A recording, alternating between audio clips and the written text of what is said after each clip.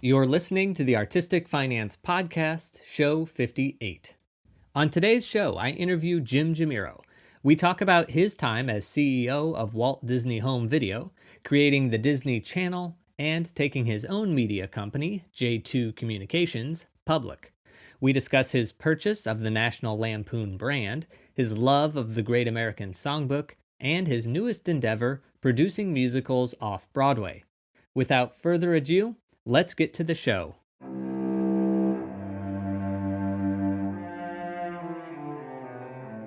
You're listening to Artistic Finance Podcast, where your host, Ethan Steimel, interviews successful artists, leaders, and investors to help educate and inspire artists to grow their wealth. Welcome, everyone, and a special welcome to my patrons.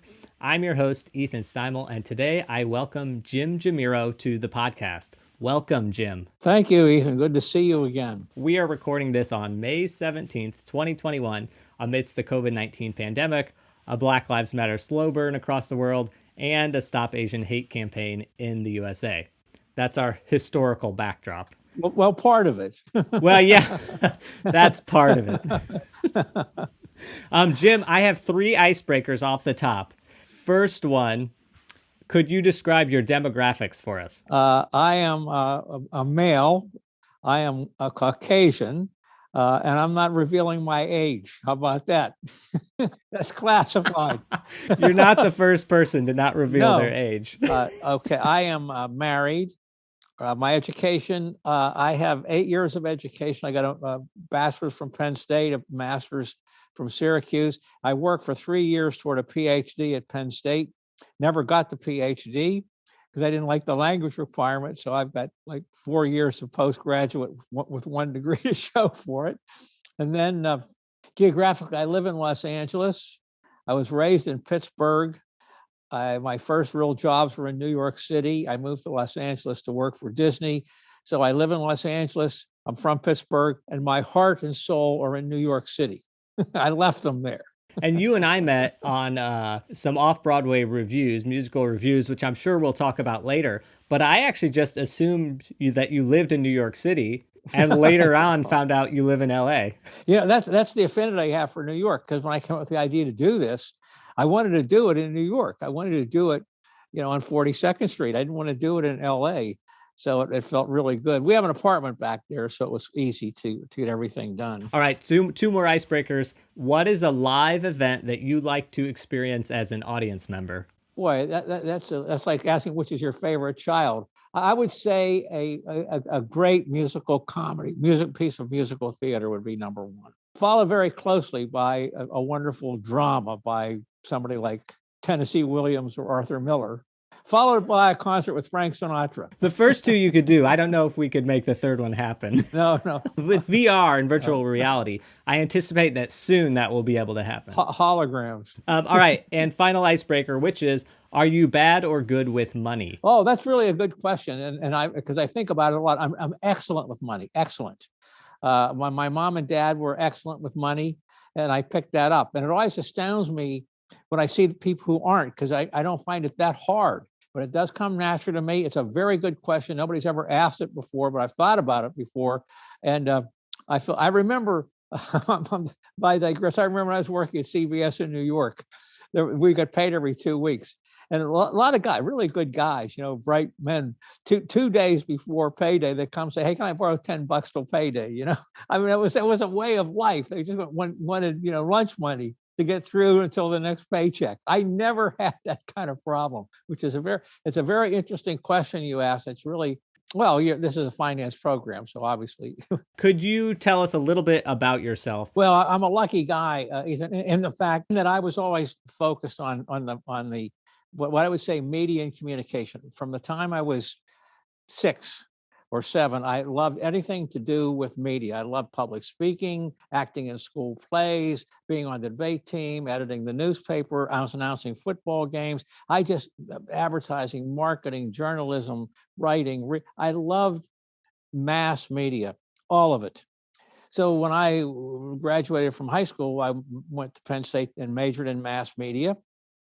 And then when I was ready to get out of Penn State, I remember all of the industrial giants would come looking for employees, U.S. Steel and Alcoa in Pennsylvania, of course. And I didn't go to any of those because I knew that what I wanted to do was go to New York and work for CBS. And being the glamour industry, they weren't soliciting people. The opposite was happening.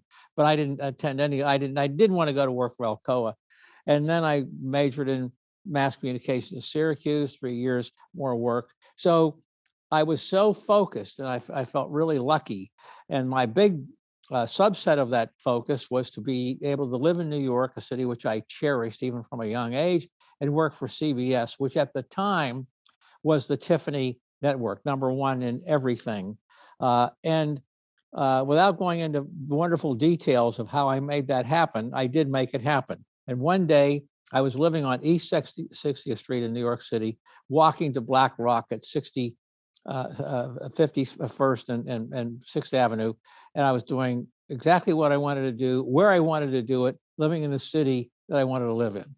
So it was just a halcyon days for me.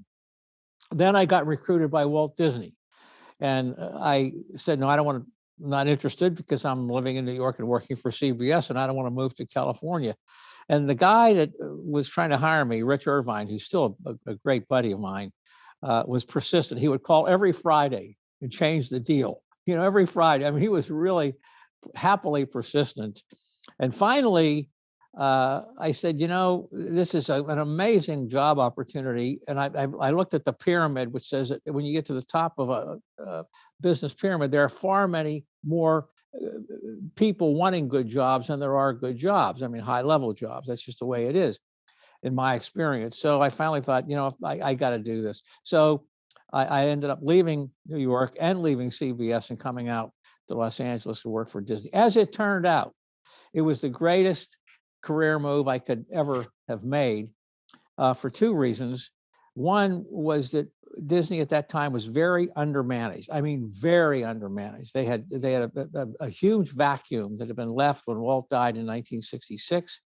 And the people around there were good guys, wonderful guys and gals, women, but they were atrophied. They were immobilized. Walt had never created a succession plan. They were second guessing themselves. What would Walt have done? And they were just atrophied in so many ways. I came into that management void as a kid from New York. I didn't have the baggage of having known Walt. And so I was emancipated from all of that, and I was able to fill a gap that probably at that time they didn't even know existed. The second reason it was perfect for me was because the culture was perfect. I loved the culture there. It was an ethical culture. It was a culture where you woke up in the morning and really tried as best you could to make people happy, tried to give people the proper value for the money, just the opposite of fleecing people, if I may. And so I love being in that environment. I had a man that worked for me, Art Reynolds, who said once that when you work at Disney, your career goals and your life goals can be the same. And I knew exactly what he meant by that. So a lot of people like to say things always turn out for the best, which I think is nonsense. You can never know that things turn out for the best. It's impossible to know that. But you can know that things turn out well. Great. So I can say that I can't imagine anything being better for me than having worked at Disney when I did. But who knows if I had taken another route, but it would turn out to be a wonderful route about which I have no complaints, to say the least. And of course, I've been out in LA ever since. And after I moved to Los Angeles, I was missing New York so much that I bought a place in New York. I was renting in Los Angeles, and I bought a co-op in New York City, which I still have. So I'm able to indulge my passion for New York frequently. When you moved to LA to work for Disney, how old were you at that time? Very early 30s. Okay, so there's a lot. If anybody reads your bio, which will be available on our website and in the show notes, there's a lot to your bio. So today I'm just going to focus on three things, which maybe will tangent into more, but that's going to be your time at Disney, your connection with the J2 Communications and the National Lampoon brand, and then the J2 Spotlight musical reviews in New York City. Okay, so first off, Walt Disney, which you told us already a little bit about. But what exactly were you doing there? Because there's so much to Disney. There's parks and there's media. What did you do? Well, I went out there to run a division, which was called the media company. And what we did, this was in 1973. And what we were doing in those days in 1973 is we were doing ancillary activities for Disney motion pictures. In other words, Disney did theatrical releases of motion pictures, and then we found three things that we could do with them after theatrical. One was break them up into small things and sell them as 8mm home movies, which was big in those days. Second was do what we call non-theatrical, take 16mm versions of those films and show them to schools and clubs and PTAs and even prisons and airlines and all that kind of thing. And the third was educational media, breaking those things up into little story lessons for people and selling them to schools. So we had three activities, which were really very profitable activities, ancillary activities they were called, in which we could take existing product and repurpose it for other things, of which there were three. Then some miracles started to happen. By 1975 or 1976, two things happened that were co-revolutions in the media business. One was satellite-delivered television, HBO, Showtime, and the second was video cassette distribution, where for the first time people could buy something, show it right on their television set, or time shift on their television set. What did this mean? It meant, and these became extremely important, so that what happened was that the ancillary activities all of a sudden didn't become so ancillary anymore. They were really far more important. 8mm home movies was a nice little business, little snippets of Mickey Mouse cartoons and so forth, but nothing like the video cassette business was going to be. So we had distribution of movies to pay television, which became ancillary, and distribution of movies on home video, which became ancillary. And these became massive. By the time the early 80s came around, we were making more money distributing home video product than they were theatrical. We were making more money in the home market than they were making distributing these films in theaters. And by the way, there's an interesting subset to that. These two ancillary activities, massive ancillary activities, were very controversial. And the reason was based on the reality that people don't like change. So all the studios, especially Disney, which was kind of old-fashioned in a way, were beholden to the theaters. They had made their money through the theaters since the 30s. They were the bread and butter. They washed each other's hands, the theatrical distributors and Walt Disney. And so when Disney was about to take these movies and put them on home video or on pay television and compete with the movie theaters, it became very controversial. So the existing infrastructure at Disney, the theatrical distribution guys, were resistant. They didn't want to have blowback from their customers who they'd known and loved through the years. They didn't want to have competition for them, what had been the primary means of revenue generation. Well, so it was very controversial. And I was in the middle of all that, because I was trying to do the new, great, exciting, dynamic thing and the infrastructure. And by the way, that was happening at all of the studios. It was the same, very, very interesting problem. And there was one really smart guy at Disney who was on my side, and we eventually prevailed, obviously, Don Tatum. He said, we're not abandoning the Disney audience, we're simply following them into the home. It was his way of saying, we're in the content business here. We don't make judgments about how people get this content, we just make it available to them. And obviously, it was clear what people wanted to do was watch things Disney in the comfort of their homes. At that same time, in 1977, which is very early on, I looked at what was going on with our distribution to pay television, HBO and Showtime, and I realized how important the Disney movies were to these services. And I also realized that the economics of pay television were such that we could create our own distribution network, something called the Disney Channel. I went to the board of directors in 1977, and I said, look, we're making a ton of money licensing these movies to HBO and Showtime, but if we're willing to make a massive investment and do our own thing and control the distribution, we can make a lot more money and create all kinds of platforms for interactive marketing programs within the Disney organization, and all kinds of wonderful things would happen. Because of the atrophy and immobilization about which I earlier spoke, the company said, no, we can't do that. They were terrified. I mean, I would walk in and propose the Disney Channel. I could see the perspiration coming out of their foreheads, They didn't want to, they said, no, just take the easy way out, So from 1977 to 1982, literally 5 years, I persisted on trying to get them to approve the idea of the Disney Channel. And during that time, I'd start Walt Disney Home Video, became massive. And I admit, one thing I always brag about, that I was very good at being persistent in proposing the idea of the Disney Channel, but not going over, not becoming a pain in the neck for these people. But I come up with new numbers all the time. Look at this, look what we could do. And finally, in August of 1982, one of the best single days of my life, they said, okay, you got it. You got it. Here it is. Well, the problem was, not the problem, but one of the interesting realities was between 1977 and when I first proposed the idea, in 1982, the price of entry had gone up like 35 times, because the industry, when I proposed the idea in 1977, there weren't even satellites yet. Pay television was distributed in that time by bicycling home videos around, literally bicycling from one cable station to another. Satellite came in, so we had to get 2 satellite transponders, which we did on Galaxy, $19 million, which was big money in 1982, and have full-fledged programming and all that kind of stuff. So we spent like a lot of money. As it turns out, while it was a lot of money relative to 1977, it was peanuts, in the sense that the Disney Channel became a cash cow so fast that the return on investment was just over the moon, and it became inconsequential.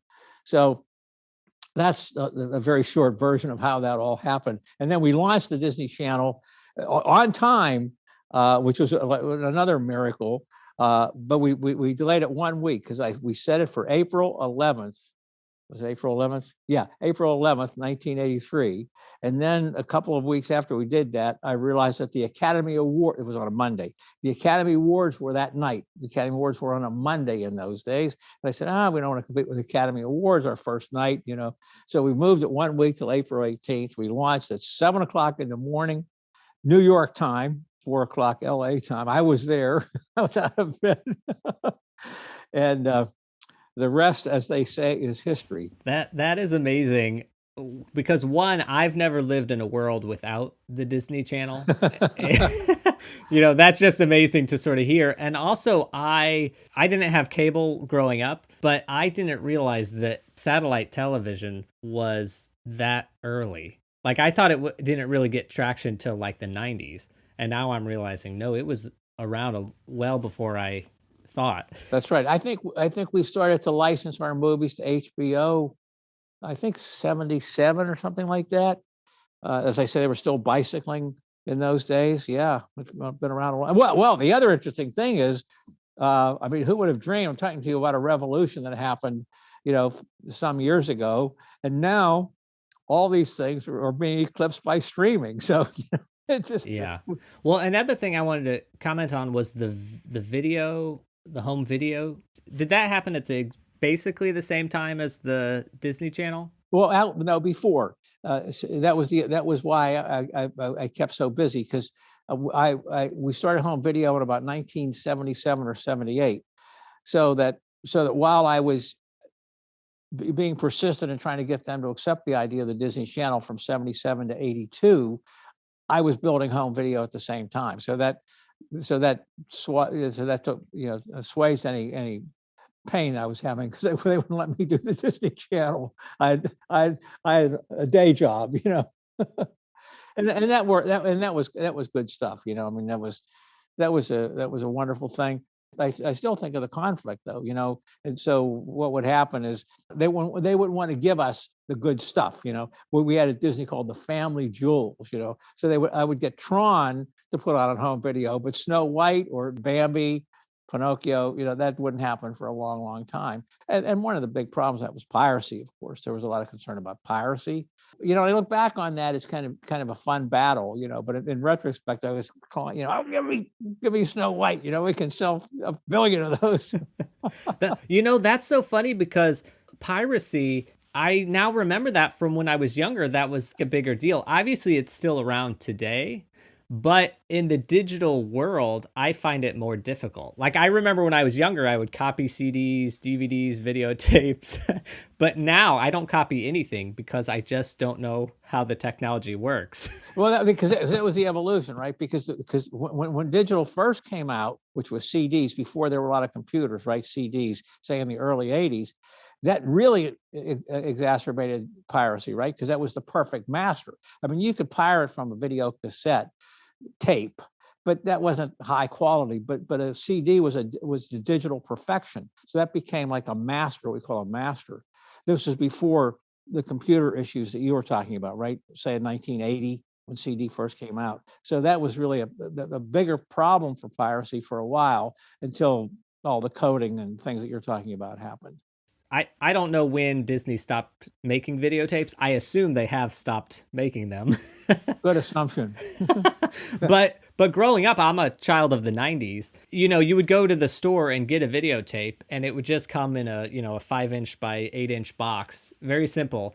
But Disney always came in, they always have to aggrandize everything. So the box would be like 8 inches wide by 12 inches tall, and it wouldn't fit on the shelf like all the other videotapes. But you always knew, looking over at the video shelf, what was a Disney movie because it was so colorful and big. Part of my childhood was like those giant videotape boxes. And now I guess anybody maybe born after 2000 has no idea what those are. Those were called clamshells. That was called clamshell packaging, which we did. And yeah, you're right. It was much more expensive and much more ornate, and you could open it up in a nice way. You could put a little folder in there in a nicer way. But it did create problems. It was like somebody doing something I never used to like, was trying to be clever with their business cards and making them bigger than the normal business cards, and they don't fit into your. So, but I know we did pioneer a lot of that to try to. Well, like I said, everything was special. We tried. You really woke up in the morning at Disney and tried to do something a little bit better, a little bit different than anybody else. You didn't always succeed, but that was your modus operandi, as it were. Okay, and then last question on Disney: when did you leave there, or how you said you started in '73? When did you leave? So in the mid '80s, I began to get restless, and I was getting unsolicited telephone calls from financiers in New York City, saying, in essence, we are living in a period now where there is much more money available for investment in new companies than there is management. So that if you want to start your own company, we would be able to do that. Well, I'm an entrepreneur. Always, I was an entrepreneur at Disney. Really, they call it intrapreneur when you're an entrepreneur within a company. Intrapreneur, that word, and I was that. I mean, there's no question about that. I like to be on my own. I'm an independent person, and I thought, well, this could be an interesting opportunity. And so I raised money through a public offering and started my own company. I had a dream, which we made come true, which was to create star-driven original videos. Prior to my starting the company, the only video sales and rentals that there were recycled, old, existing movies, television shows. Nobody, except a couple of small exceptions, were doing videos that in and of themselves created a market, not building on a market that we created in another distribution scheme. And I thought, well, why not? If you can have television shows that in and of themselves become popular, or movies or Broadway shows, why can't a video be its own thing, create its own world? So we started a company called J2 Communications. J2 may have a familiar ring to you, which we'll talk about later. And we had a slogan called Videos with Star Power. And we did have stars, Carol Burnett, Tim Conway, Muhammad Ali for sports, the greatest and most famous chef at the time, Paul Prudhomme, doing cooking shows. We had so many of them, and we marketed them to a fairly well, I must say. When I was at Disney, we spent 7% of our annual budget on marketing. So when I started my own company, in my business plan, I put 15% in there for marketing. I think, well, we're a new company. We've got to invest in creating our brand and awareness and all of that stuff. So I put 15% in there. In the first year, we ended up spending 20% on marketing. But it turned out to be a wise decision, because what we would do is you have to do what I call marketing 101. You have to do the basics. You have to have good key art. You have to have good packaging. You have to go to one sheet, some ads in the trade journals. So, okay, you do all that. For most people at that time, that was the end of it. You did those basic things, and you went out and tried to sell as many videos as you could. Once we would do that, we would have meetings, and I would say, okay, now where do we go from here? We've done all the basic, love the key art, packaging looks great, this poster looks terrific, ad looks good in Video Age magazine. Where do we go from here? And we would brainstorm ideas, and we ended up really being, I would say, very innovative. Not just because we were a pretty good team of people, we worked on it. And I began to believe that I could legislate creativity. I could get people in a room, motivate them in such a way, build a dream for them, or have them reach, man's reach that exceed his grasp, that old expression. And I could get people to come up with ideas that they didn't even know they had inside them. And so we had tremendous numbers of innovations that held us in good stead, and we were able to succeed in doing all of that. So you're just chilling at Disney, working, and somebody says, you can start your own company. And so you just started a public company. You make it sound so simple. Well, probably wasn't so simple at the time. And by the way, I never chilled at Disney. Just a joke. I never thought of it. Well, because today IPOs still happen, but it's just such a big ordeal. And now they're doing SPACs because it's easier than IPOs. So you're just like, oh, it was a public offering. It was good. What did you learn from taking a company public? I don't know whether there was any great new learning, to tell you the truth, because it was such a logical next step. I had with me 5 people that had worked for me at Disney who wanted to come with me. So I had a coterie of people. We were a well-oiled machine, and they all wanted to be with me rather than stay at Disney. So when we did the road show for the public offering, I remember we love the fact that you're a team. Jim has surrounded himself with these really terrific people. But I wouldn't say there were great learning lessons, because everything that I did was kind of a logical next step. It just went from one thing to another, like licensing to HBO, to creating the Disney Channel, going from 8mm home movies, which are home entertainment, to home video, which is home entertainment. Everything just flowed so naturally. And that's another interesting thing about my career. I took after my dad in seeing life, and I don't know if this is necessarily a good or a bad thing, but it's just the way I conducted my life, and certainly my dad did as well. Seeing life career-wise as one single progression up the ladder to more money, better job, more money, better job. I mean, it was part of how America worked in those days. That you started out of college until retirement age, and it was a constant climb up a nice, pleasant, wonderful, ever more fulfilling and rewarding hill. And that's how I live my life. Now, I know a lot of people that didn't want to live their life that way. They were, I don't want to do this, like the old Broadway musical, Do, Re, Mi. I thought the American dream was wait for that one big break, give the dice a shake. Well, I did it a different way. Everything was a steady, wonderful progression, so that I was always better off at 35 than 25, better off at 45 and 30, so all of that was so sequential for me. Okay, so then the history of J2. So I want to talk about the National Lampoon brand, because J2 bought National Lampoon. Tell us about that. So by 1990 or 91, we were rolling in money. J2 was wildly successful, And I was looking for something else to do. Somebody presented the idea of National Lampoon to me. National Lampoon had been losing money for 10 straight years. They had given up on the magazine in a lot of ways. They've got Hollywood in their lives after the monumental success of Animal House. And so they didn't have their eye on the ball, and they were this close to bankruptcy. I looked at that opportunity. I said, the best thing you can do in life is model whatever you do next on your prior experience, because I believe, I'm not the first one to say this, needless to say, there is no match for experience. None, zero, forget it. Nothing takes the place of experience in anything you do in life. I looked at National Lampoon as a great brand. Now, that may seem like exposition of the obvious today, but in 1990, the word brand was not bandied about the way it is today. You can trust me on that. It was just not used. So that, for example, when American Airlines bought TWA some years ago, New York Times said American Airlines bought the TWA brand. They didn't used to talk that way. They just didn't. They would say bought TWA. At that time, I said to myself, there are only three brands in the entertainment business. One is Disney, which is a preeminent brand. Second is Playboy. And third is National Lampoon. They're the only three brands. Paramount is not a brand. Universal is not a brand. Columbia is not a brand. 20th Century Fox is not a brand, really.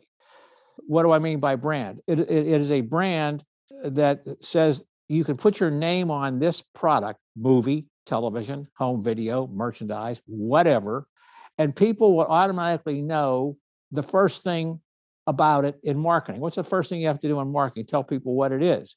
Well, if you put National Lampoon on something, they already know what it is. It's something funny. You put Playboy on something sexy. You put Disney on something family. The first 25% of marketing is already taken care of. If you're a grouch and you don't like funny things, you just turn away from National Lampoon, you don't have to learn anymore. I thought, oh my goodness, I have a brand here. If I know anything, it's about brand marketing, not because I'm smarter than anybody else, but I worked at Disney. That's the experience. So that I knew everything there is to know about brand marketing, because that's what we did there. When you work at Disney, you are told that everything you do supports and is fed by everything else, because you know that the people who go to Disneyland are likely to subscribe to the Disney Channel, and people who subscribe to the Disney Channel will buy a Mickey Mouse t-shirt, and that person will go to a Disney movie. So you have only one thing going on. There's only one thing.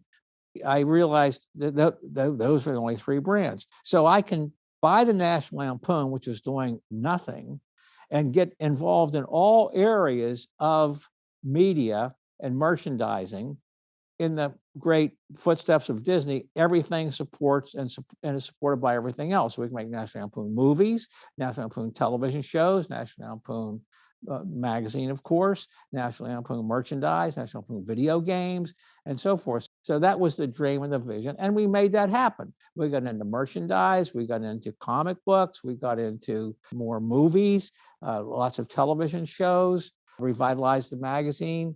So we just copied, in a way, the marketing genius of Walt Disney by buying the National Lampoon, where I went from family entertainment to comedy.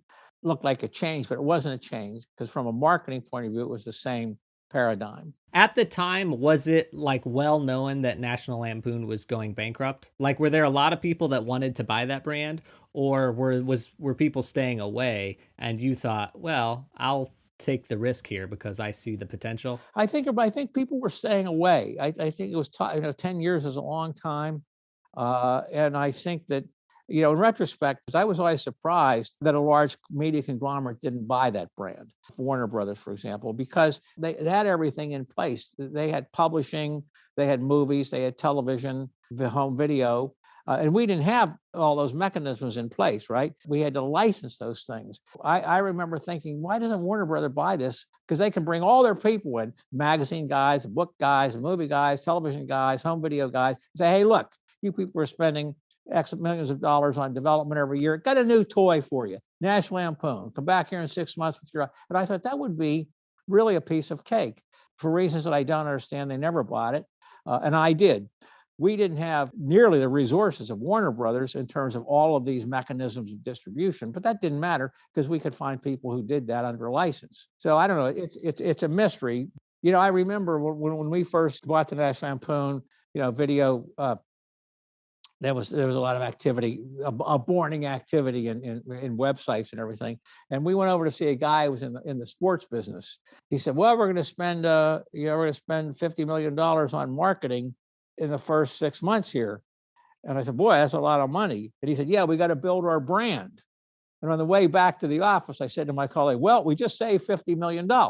The way of saying, because we already had a brand that was well known. Yeah, and it's also amazing to me that they were going bankrupt, because everybody knows Animal House, and to me it's just crazy that such a big successful movie or company that owns the movie, it's sort of mind-boggling to me that they could even go bankrupt, because they would always have that movie to save them. It was a license, it was a license to Universal, so the amount of money would drop right to the bottom line, but it was only a license. Since you picked them up, and you said you didn't have as much resources as Warner Brothers, did you sort of like get a really good deal with it, or did you sort of pay them a market value appropriate amount? It was a stock deal. It was an all stock deal. They were public, we were public, so it was a stock deal, no cash at all. I think we got a good deal. I mean, I think I saw the extremists in which they were. They really had to sell. They didn't want to go into bankruptcy. They had to find somebody who was going to invest some money in it, and I was that person. So I think we were able to take advantage of the leverage that provided us. In retrospect, I mean, you always wish you could have done a little better, I guess, in any deal. But I think we did fine. So you were happy, and they were happy enough. Yeah. Okay. All right. Then J2 Communications. You sold that company, closed that company. Does that company still exist? I sold it to some people from Indianapolis, as it turns out. That turned out to be great for me and many of the executives at the company. It did not turn out to be great for the shareholders, but that's just the way it is. So I looked up National Lampoon, which I don't know if that's J2 Communication, if that's a separate company. It's now separate. J2 National Lampoon was the company, right? That was my company. And then when the new guys came in, they weren't interested in J2, the video business. That was the Lampoon brand in which they were interested. So they dropped J2, which is fine. That was their prerogative. We got paid, And so then it just became National Lampoon. J2 went the way of all flesh, and then it languished for a while, and then it was sold again. And it's definitely on hard times right now, to be honest with you, including certainly the price of the stock. Yeah, it has a ticker NLMP, National Lampoon, but it's at 17 cents a share, for what that's worth. Yeah. Well, I got out of there, Ethan, in 2002, so it's almost 20 years. That's a long time to engage in a slide, That 17 cents a share, you can't get that on just any exchange. But my thoughts is like, I should go buy, $100 of the shares just to see what happens. Well, you wouldn't have much downside, Yeah, exactly. Like, okay. So I actually met you by lighting some off-Broadway musical reviews in spring of 2020, a company called the J2 Spotlight Company. My friend, director Rob Schneider, invited me to participate, and that's actually where I met you, though I didn't actually ever talk to you because I was busy lighting. But you were always there, always had a smile on your face, always happy to be there. Can you tell us what J2 Spotlight is and what its purpose? I'll start out with something that may sound like hyperbole, but it's not. I cannot adequately express to you the passion I have for musical theater. It's impossible. I mean, I cherish it. And I always dreamed that I maybe do something about it. Several years ago, I went to a Studio 54 Below staged reading on the occasion of the 50th anniversary of The Happy Time, the Kander and Nebb musical that starred originally Robert Goulet. And it was wonderful. My friend Jim Brochu was in it. I just loved it. I had seen the original cast of The Happy Time because I saw all these shows. It was my life just going to see all these shows. I lived in New York. I used to see them all 20 times. I just loved it. And I thought, boy, this is really interesting. Who's doing this? So I called Jim. I said, Jim, who put this thing together? And he said, it was Rob Schneider. So I called Rob. We went to the Applejack Diner for lunch. And I said, Rob, I saw it. Wonderful. Of course, we didn't get the business for a long time. We were talking about our joint passion for musical theater. And then I said, you want to do some more of these? And by the end of that lunch, we had a handshake deal on doing something we were calling the J2 Spotlight Musical Theater. And we were going to do revivals off Broadway, fully staged revivals, not like stage readings, fully staged revivals of worthy Broadway musicals. To say the least, I'm deliriously happy about it. Rob is, I can't even imagine that there could be a better artistic director and partner for doing this than him, because he checks all of the boxes, that you need: creativity, reliability. It's just wonderful. And by the way, I'm going to be seeing him in a couple of weeks. He's coming out to LA. Anyway, so we set off to do it, and when I knew you, Ethan, that was our first season, and we did Seesaw, and then we did No Strings, and then we did a wonderful dress rehearsal on March 11th of last year of a class act, and we were ready to go to see the opening night, 7:30 on March 12th, Thursday, and 4:30 the phone rang, and they closed the theaters, and class act is to be no more. So we decided to take the whole year off. In other words, we could have possibly restarted in the fall, but I think at the end of the day, Rob and I made the decision, everything is up in the air. Why don't we just do a date which is relatively certain and bite the bullet all at the same time, rather than having to continue to kick the can down the road. So we've retained the same theater, which is the Studio Row Theater 2, for our second season, which will be on our third year. And we will do a class act as the first show, making up for the last show we didn't get a chance to do it. And then we're going to do a day in Hollywood, a night in Ukraine. And then finally, a wonderful musical. Do you know this, called A Baker's Wife? Yes. Stephen Schwartz musical for our third show. And that's all set from February 12th to toward the end of March. So we're very excited about everything. Okay, well, I want to touch on something else you had said at the beginning of this with J2 Spotlight, which is you wanted to do worthy musicals. So I want to talk maybe a little bit about your knowledge of the Great American Songbook, because all these musicals, if anybody doesn't know musicals, all these ones you're saying are not, they haven't been written in the last 20 years, let's say. Maybe Baker's Wife. No, probably not that either. Well, let's say it's newer than Seesaw and newer than Day in Hollywood. but if anybody knows all the musicals you've mentioned, they're just not young. But can you just talk about your knowledge of the Great American Songbook? Because even right now, for those who can't see this video, which will be no one because I don't publish the video, but behind you is a sign that says Jim J's Jukebox, which I assume also has Frank Sinatra in it. Well, they're two sides of the same coin. The Great American Songbook and musical theater, they're different but the same. I mean, musical theater provided a lot of music for the Great American Songbook, as did Tin Pan Alley in Hollywood. I love them all. And basically the musicals that I love, to be honest with you, are the ones, essentially I grew up with. And I grew up with what certainly one of the golden age of musicals, say the 50s, 60s, 70s, 80s. Let me back up. See, it's interesting to me that I'm old enough. You look back on legends, right? You say, oh boy, Enrique Caruso was a legend, or Al Jolson was a legend, or Mozart was a legend. Well, in the case of Frank Sinatra, I observed in real time him becoming a legend.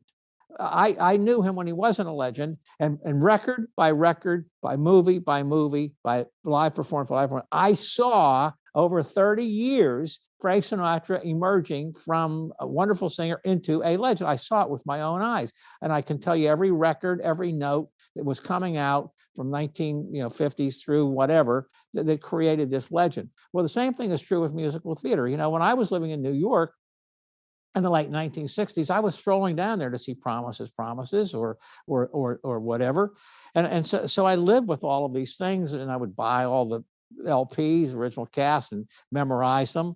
And what's interesting to me about this period is that the people that we're working with today at J2 Spotlight, who are younger, including you, know more about this music by a country mile than I knew about the music that was that far back when I was your age. And that interests me. When I have to go back, that I'm talking to you about A Day in Hollywood, and I think let's say Seesaw, for example, which was 1972. That's 50 years ago. And yet, I think you're not that, but you know Seesaw. But when I was your age, if I looked at something that was 50 years old, I didn't know it. And I actually was fascinated by that. And I said to Rob, I don't understand this. All these people are coming in here, they're in their 20s, and they know all this stuff. I know it because I grew up with it. But they had to retrofit knowledge into that reality. Same with Sinatra. When Sinatra came out with an album called The Swing and Affair, I bought that on day one. You weren't born when that album came out, so you may know that album because you went and retrofitted yourself into it. But I grew up with it. It just interests me. And I said, Rob, how do they know this? How do these people know these things that are so ancient temporally? And he said, when they go to school, they learn about this because it was a golden age. And when he teaches at Penn State, as you know, and he said, and they talk about this era and so forth. That has never crossed my mind because I've just always had access to CDs. And then once everything went to computers only, you were even able to access even more stuff, because CDs, it was like, well, if somebody had put a 1930s album on a CD and you could get it, that was one thing. But then when the internet exploded, you can virtually get access to anything you want. So it's never crossed my mind. And growing up, my favorite movie and favorite soundtrack was Singing in the Rain, which is 1954. Never once did it cross my mind that it wasn't of my age or of my time. I just knew that I had the videotape and I just watched it over and over and over, but never thought that, it's from the 1950s. Okay, so some wrap-up questions, which I realize I've taken a lot of your time today. What financial advice would you give yourself back when you started your career? It is so simple, and it's amazing to me that nobody does it. I didn't do it until later. And I tell you, I'm glad you asked me this, because I'd love to be able to say this. Dividend reinvestment and dollar cost averaging. Forget everything else. You're 21 years old, and you start putting money in every month and dollar cost averaging, reinvesting those dividends. By the time you're 65, you're going to be rich. You don't have to do anything else. Don't look anywhere. Don't speculate. Don't check. Just dollar cost averaging and dividend reinvestment. And I tell you, it turned out okay for me. But I wish I had followed that advice, because it's so basic and infallible. I'm so glad that you said that. And also, I'm running an experiment on this podcast where I invest $1,000 into 5 different things, and we're tracking it over a year and a day. And one of the accounts, I'm putting them all in separate accounts, and one of the accounts I opened is called a company called Webull. They do not offer dividend reinvestment. I just assumed everybody would offer that. They don't automatically take the dividend and put it back in. All that means nothing other than everybody make sure that your dividends are being reinvested and not getting pulled out, because that is something that can really help you in the long run. When you have time on your side, it works. Jim, is there a book or resource that you have used or is a go-to for you for either business or finances at all? This won't fit well, given I see the sign behind it that says artistic finance. I'm going to surprise you in a way, I guess. I don't care that much about financing. I believe if I care much more about personal finance, that I could have 3 times as much money as I have today. I really mean that, but I don't care, and I'm willing to say that. I had a guy that worked for me. He used to call his broker 3 times every day. I don't want to call him. It bores me. I'm not interested. I'm not interested. Now, I'm a lucky guy because I have the wherewithal to be able to behave that way and still be okay. You follow what I'm saying? If I were not in these circumstances, it might be a little bit different. But I will admit to you, it is boring to me. It is not interesting to me. And I hope that doesn't fly in the face of what you're trying to do here. Because I did give people good advice, but that's just the way it is. I've got things parked in a lot of ways, and it's okay, because you need to be happy in life and get your priorities straight. I strive very hard on this podcast to only talk to artists, and I'm straying from that a little bit and talking to some finance people and some business people. And actually, I was thinking you were more of business but you know more about the Great American Songbook and about musical theater than I'll probably ever know my whole life. No, I don't, you know more about the Big River, and no, I don't. You're a pretty knowledgeable guy, Ethan. You really are, which is very impressive. But as far as business is concerned, because I wasn't really a businessman, but I ended up learning about it. So I had a lot of on the job training, and you learn a lot. You're running the Disney Channel, about pay television and marketing, but you learn a lot about business just because you have to, osmosis, if nothing else. So I developed a lot of things that held me in good stead, through the years. But I like having finance guys around to help me so I can, I used to say two things. The two things that, if you're running a company the way I want to run it, the two things that you want to disappear are operations and finance. If those things are gone because they're working beautifully, then you can concentrate on product and marketing, which is what I really wanted to do. And I was lucky to be able to get people that were able to take care of those things, so I could take care of the things that I really cared about.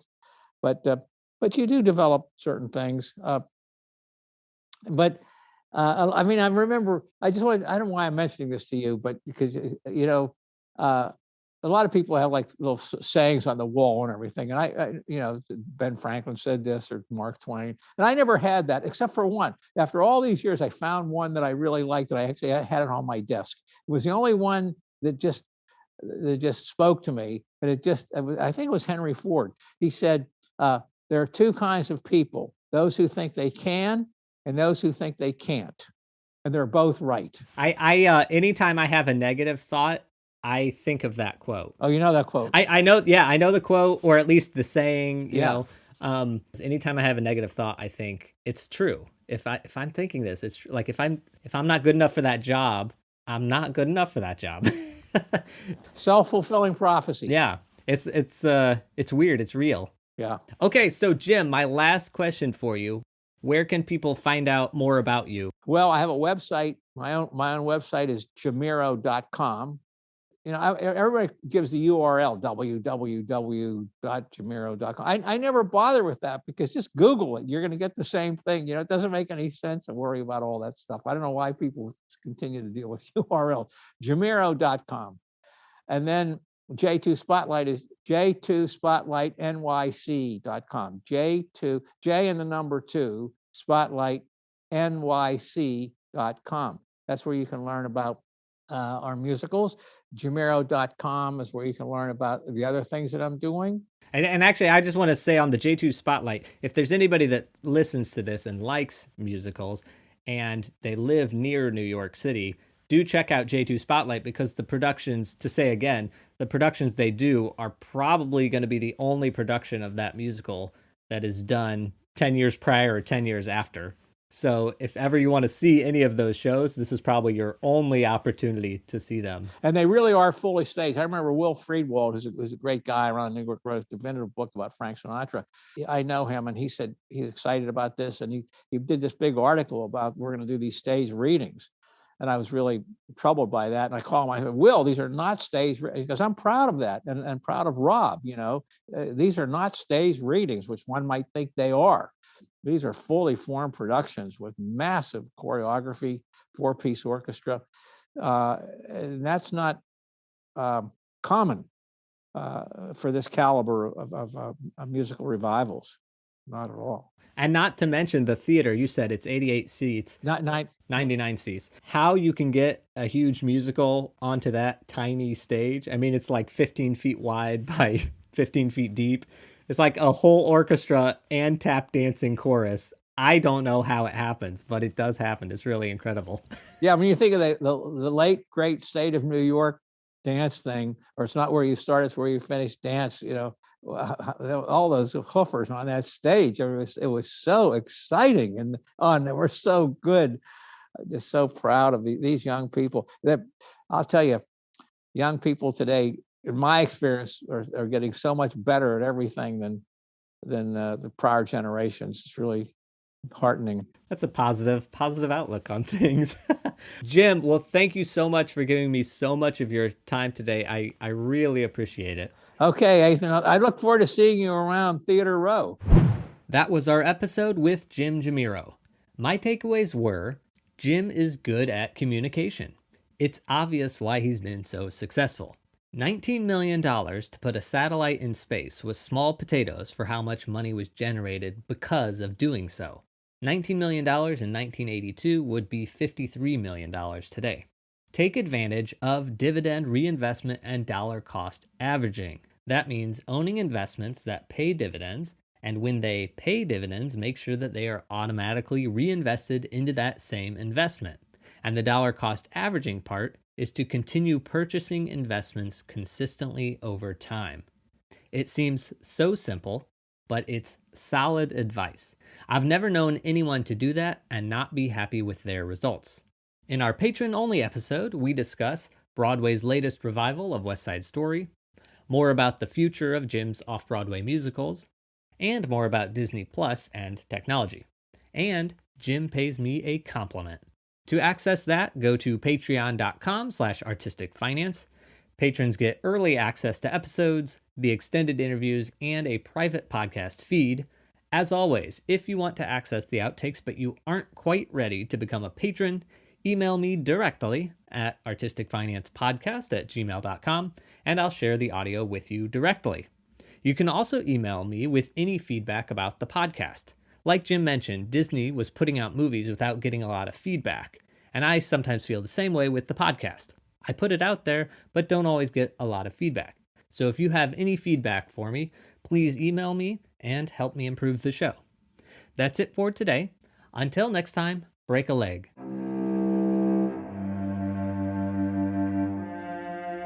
Thank you for listening to Artistic Finance. Make sure to subscribe. To access our show notes, transcripts, or resources, go to artisticfinance.com.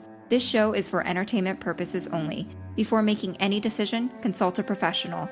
This show is copyrighted by Artistic Finance. Written permission must be granted before syndication or rebroadcasting.